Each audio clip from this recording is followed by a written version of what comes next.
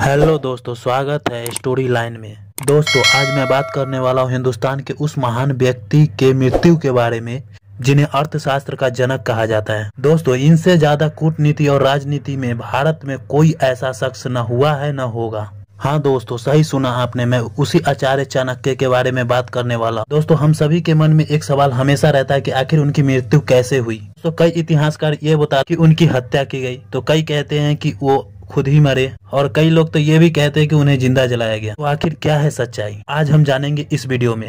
मेरे साथ बने रहे इस वीडियो, क्योंकि आज मैं सबका डाउट क्लियर करने वाला हूँ कि आचार्य चाणक्य की मृत्यु आखिर हुई कैसे। दोस्तों, अगर इतिहास के पन्ने में देखें आचार्य चाणक्य की मृत्यु का कई उल्लेख। अगर दोस्तों इतिहास में बात करें तो सबसे ज्यादा दो कारण माना जाता है उनकी मृत्यु का। दोस्तों, अगर पहले उल्लेख की बात करें, पता चलता है कि मौर्य वंश का राजा बिंदुसार जो चंद्रगुप्त का पुत्र था, कि उसके माता को मारने वाला कोई और नहीं खुद आचार्य चाणक्य हैं। तब वह भरी सभा में आचार्य चाणक्य की अपमान करता है, जिसके कारण आचार्य चाणक्य वहां से चले जाते हैं जंगल की ओर। लेकिन दोस्तों, जब कुछ समय बाद बिंदुसार को उसके दाई माँ बताती है कि उनके माता का प्राण चाणक्य की वजह से नहीं बल्कि विष ग्रहण करने की वजह से गई थी। जिस समय उनकी माता विष ग्रहण कर चुकी थी तब तुम उनके गर्भ में थे, और तुम्हें ही बचाने के लिए आचार्य चाणक्य ने तुम्हारी माता के गर्भ को चीरकर तुम्हें सुरक्षित बाहर निकाला और तुम्हारी माता की मृत्यु हो गई। दोस्तों, ये सब सुन बिंदुसार काफी आहत होता है और आचार्य चाणक्य को महल आने के लिए वापस संदेश भेजता है। मगर दोस्तों, कई इतिहासों में ये बताया जाता है कि आचार्य चाणक्य जंगल से कभी वापस लौट कर नहीं आए थे और अपने प्राण को वहीं त्याग दिए थे। मगर दोस्तों, ये बात सत्य नहीं है।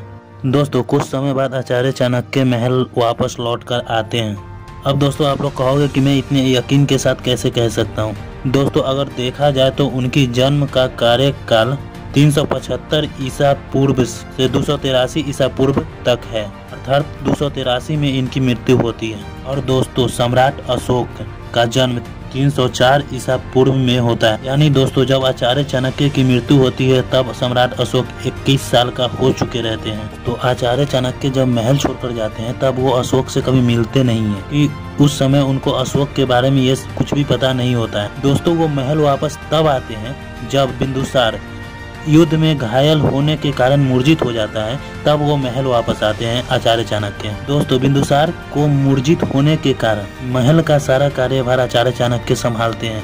उसी समय जब दोस्तों तभी उनको पता चलता है कि महल में एक नहीं कई षड्यंत्र हो रहे हैं बिंदुसार के खिलाफ। इसी कारण आचार्य चाणक्य बहुत ही चिंतित रहते हैं। इसी समय मुलाकात होती है उनकी सम्राट अशोक से, जो करीबन 12 वर्ष के होते हैं।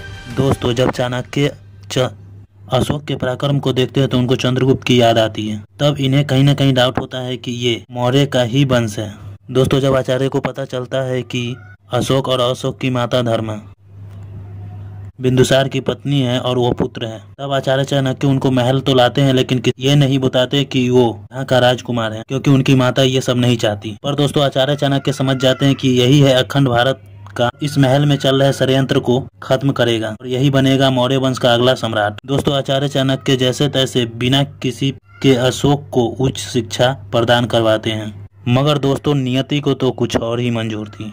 दोस्तों, कुछ समय बाद मगध में चल रहे इस षड्यंत्र में आचार्य चाणक्य की मृत्यु हो जाती है। दोस्तों, आचार्य चाणक्य को बिंदुसार की पत्नी चारुमित्रा और उसके पुत्र सुसीम और अमात्य सुबंधो और लेडी हेलना, ये सब मिलकर उनको धोखे से एक कुटिया में बुलाकर उन पे एक चाकू से वार करता है और उनको घायल कर देता और उस कुटिया को आग लगा देता है। दोस्तों, जब तक अशोक को पता चलता है ये बात, तब तक आचार्य चाणक्य की शरीर 90% जल चुका होता है और उनको बचने की उम्मीद बहुत कम ही रहती है। और उसी समय आचार्य चाणक्य सम्राट अशोक को ये वचन लेते हैं कि तुम अखंड भारत को कभी टूटने मत दोगे और महल में चल रहे इस षड्यंत्र को खत्म करोगे। और इतना कह आचार्य चाणक्य अपना देह त्याग देते हैं और ऐसे आचार्य चाणक्य की मृत्यु हो जाती है सदा के लिए। तो दोस्तों, अगर मुझसे पूछोगे कि आचार्य चाणक्य की मृत्यु कैसे हुई, तो उनकी मृत्यु जलने के कारण ही हुई थी और उनकी हत्या की गई थी।